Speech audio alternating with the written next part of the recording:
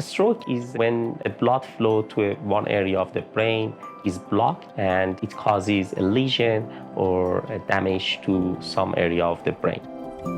There are more than 800,000 stroke patients in US, and stroke is the leading cause of long-term disability in the United States and worldwide.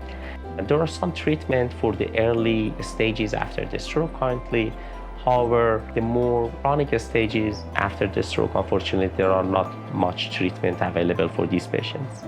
One of the main strategies for neurotreatment and the treatment of a stroke might be using the neuromodulation. One of the main goals in my lab is trying to translate the findings from animal models using this neuromodulation technique and trying to see if we can improve functional outcome in human stroke patients.